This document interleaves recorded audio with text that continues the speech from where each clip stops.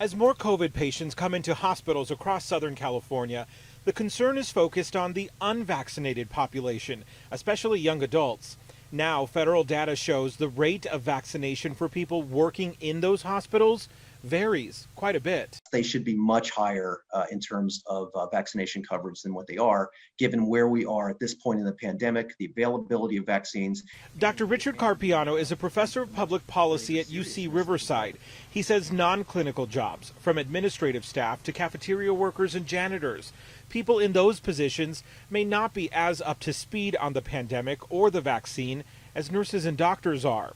At hospitals like County USC Medical Center in Boyle Heights and County Olive View UCLA Medical Center in Sylmar, only about half the staff is vaccinated. Federal data also shows a vast minority of staff, about 2%, remain unvaccinated at Orange County Global Medical Center in Santa Ana, Memorial Care Saddleback in Laguna Hills, and USC Verdugo Hills Hospital in Glendale.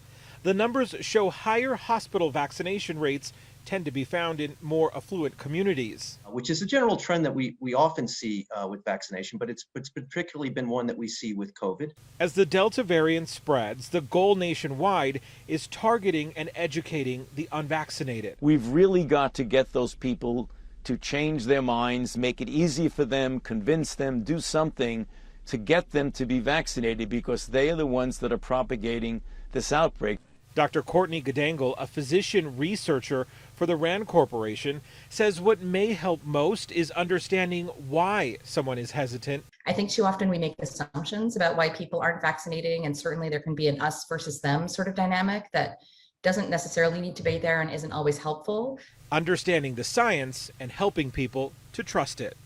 Hospital workers across the state will soon have to provide proof of vaccination or agree to weekly COVID tests, as announced by Governor Gavin Newsom last week. Hospitals and medical offices have until August 23rd to comply.